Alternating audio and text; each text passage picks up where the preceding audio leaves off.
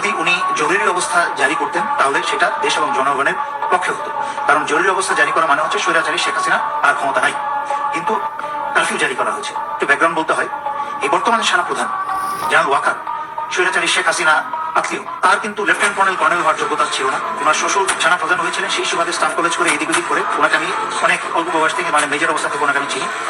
সাদা সুদার মানুষ ছিলেন, এমন কোনো ব্রেনওয়ালা মানুষ না। কারফিউ দিয়ে বর্তমানের বাংলাদেশের ভয়ঙ্কর পরিস্থিতি থেকে দেশকে সামাল দেওয়ার মতো ক্ষমতা এবং যোগ্যতা কোনোটাই ওনার নাই। আমি অবাক হচ্ছি যে ওনার সেই যোগ্যতা না থাকতে পারে, কিন্তু বাংলাদেশের অন্যান্য ডিভিশন কমান্ডার এবং জেনারেল যারা আছেন তাদেরকে তো বেশিরভাগই আমি চিনি। ওনারা কি করছেন? ওনারা কি আঙুল চুষছেন? ওনাদের অনেক কিন্তু আমি জানি যে প্রফেশনাল মেরিট আছে, যোগ্যতা আছে। আমি অত্যন্ত বিশ্বস্ত সূত্রে খবর পেলাম যে ভারতের বাংলাদেশে শতখানিকের উপরে কিলার ঢুকিয়েছে। ঠিক যেভাবে বিডিআর হত্যার সময় বাংলাদেশে প্রবেশ করানো হয়েছিল, সেইভাবে বাংলাদেশে রয়ের কিলারদেরকে প্রবেশ করানো হয়েছে। শুধুমাত্র বেছে বেছে শনাক্ত করে করে ছাত্র নেতাদের এবং অন্যান্য নেতাদেরকে তারা টার্গেট করে হত্যা করার জন্য ছাত্রলীগ, যুবলীগ, পুলিশ এবং রয়ের সেসব খনি মিলে যা হয়েছিল 2009 সালে বিডিআর হত্যার ঘটনা।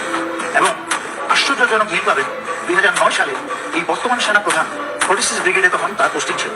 তাকে আদেশ করা হয়েছিল বিডিআর 1 নম্বর গেটটাকে অস্ত্র লাগিয়ে গেটটাকে উড়িয়ে দেওয়া, যেন সেখান থেকে সেই গেটের মাধ্যমে সেনাবাহিনী ঢুকে অপারেশন চালিয়ে বিদ্রোহীদের দমন করতে পারে এবং সেনা অফিসারদেরকে উদ্ধার করতে পারে। কিন্তু এই জেনারেল ওয়াকার তখন অস্ত্র তাক করা এবং নিশানা করা সবকিছু প্রস্তুত হয়ে গিয়েছিল।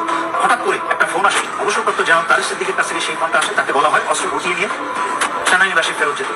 তখনই সে সেনাপ্রধান কারো আদেশ শুনে নাই, সেনাবাহিনীর কোনো আদেশ শুনে নাই, চেইন অফ কমান্ড ভঙ্গ করে সে জেনারেল তারেক সিদ্দিকের আদেশ শুনে অস্ত্র গুটিয়ে সেনানিবাসে চলে যায়, যার ফলে 57 জন সেনাবাহিনীর অফিসারদেরকে ভারতের এবং আওয়ামী লীগ মিলে হত্যা করতে সুযোগ করে দেওয়া হয়। সেই একই কাজ এই জেনারেল ওয়াকার আবারও করছে। আমি সেনাবাহিনীর সকল সদস্যের উদ্দেশ্যে বলছি, আপনারা দয়া করে হলেও এই ফাঁদে পা দিবেন না। আপনারা আদেশ অমান্য করুন, কারণ আপনাদেরকে সারা দুনিয়ার সামনে জনগণের শত্রু বানানো হচ্ছে। রয়ের কিলাররা বাংলাদেশ সেনাবাহিনীর ইউনিফর্ম পরে যেভাবে বিডিআর হত্যার সময় ভারতের রয়ের কিলাররা বিডিআর ইউনিফর্ম পরে বাংলাদেশ সেনাবাহিনীর 57 জন অফিসার হত্যা করেছিল, ঠিক একইভাবে রয়ের কিলাররা বাংলাদেশ সেনাবাহিনীর ইউনিফর্ম করে বাংলাদেশের ছাত্র জনতা হত্যা করবে। হাসিনা যেন এবং ভারত যেন তার দোষ বাংলাদেশ সশস্ত্র বাহিনীর উপর চাপাতে পারে।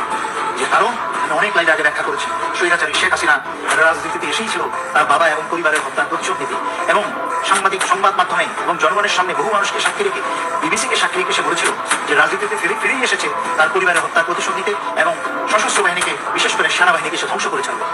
ভাই, আমি আপনাদেরকে স্মরণ করিয়ে দিচ্ছি শয়তানের পথ থেকে দূরে ফিরে আসতে এবং নিজের বিবেককে কাজে লাগাতে, নিজের দেশের জনগণের উপরে নিজে তো দূরের কথা অন্য কাউকে অস্ত্র চালানোর সুযোগ দিবেন না। আপনারা কারফিউ থেকে জরুরি অবস্থায় ফিরে যান। সেনা প্রধানকে প্রয়োজন আপনারা অস্ত্র ধরে বসেন, আপনারা কেউ এই কারফিউতে যাবেন না।